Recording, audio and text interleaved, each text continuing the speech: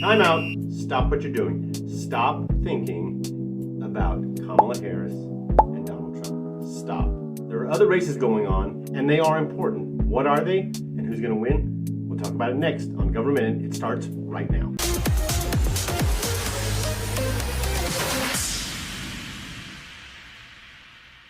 Hello, Raindrops, and welcome back to another edition of Government. This is Mr. A. Thanking you for joining me today. We're going to talk about some other races besides the presidential race. There are other races that are very important. Remember, in our system of government, we have three separate and equal branches of government. Now, all the attention is being paid to the presidential election right now between Donald Trump and Kamala Harris. And so I want you to stop thinking about that for the moment, and let's talk about something else that is just as important.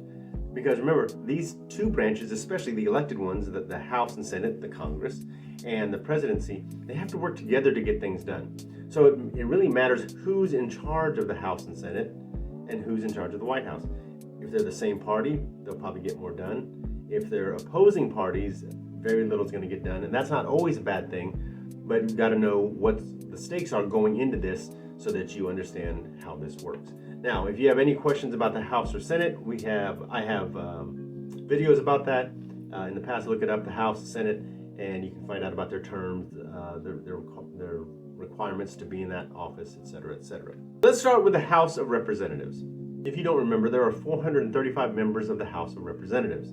Remember, every 2 years, every single House seat is up for re-election.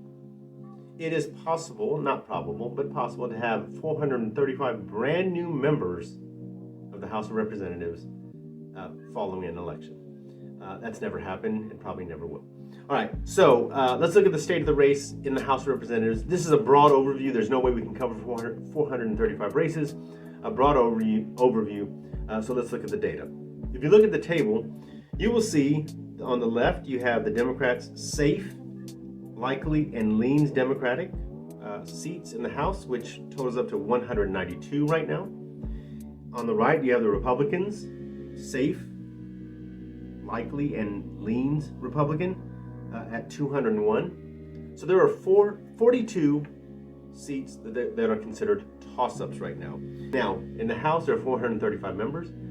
Half of 435 is 217.5. So you need 218 seats in the House to control the House of Representatives.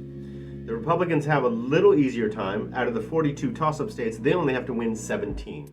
Democrats would have to win 26, all right, to get a majority. So Republicans have it a little better, and so right now, this is how, as of this moment, on Sunday, October 27th, based on polling, based on the latest reports from out in the field, 201 Republican seats, 192 Democrat seats, and 42 are toss-ups. Once again, the Republicans have an easier path to the majority, but that doesn't mean it's going to happen. It means that these toss-ups could go either way, and we will see at the end, when this is over on November 5th, 6th, somewhere in that area, we will see who controls the House of Representatives. Continuing on to the Senate of the United States. Unlike the House, the Senate only has 1/3 of its seats up for re-election every 2 years.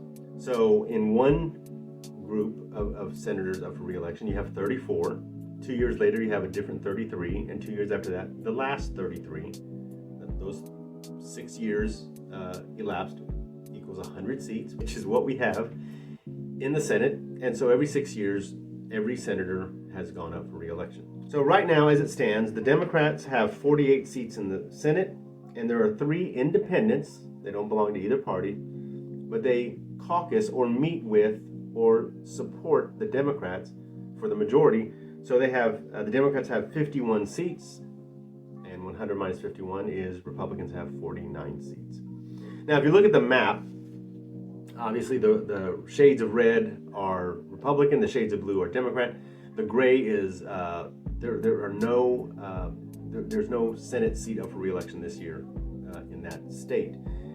As polling stands right now, if the election were held today and it was over, based on polling, most of the seats would be held by the same party that went into this election with. But Republicans would pick up Montana and West Virginia, which would give them since they have 48 now, 49 now. That would give them a 51-seat majority, and they would control the Senate as well.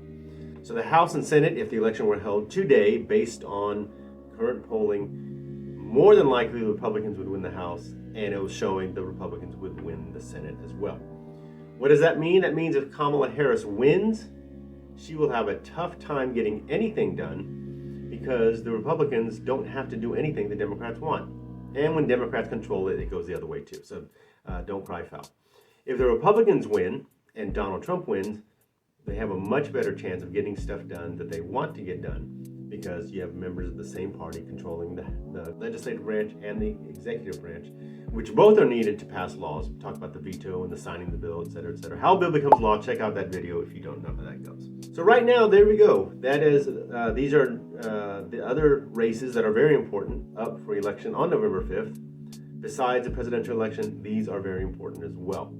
So keep your eye on those because it's going to play a very pivotal role in how things get done or don't get done in the next 2 years before new congressional elections take place in 2026. Thank you so much for joining us. I hope you paid attention because there will be a test at the next election. This is Mr. Ray reminding you that this video is dedicated to the glory of God who blessed this land. I also want to remind you that we, the people, are the government. We'll see you next time.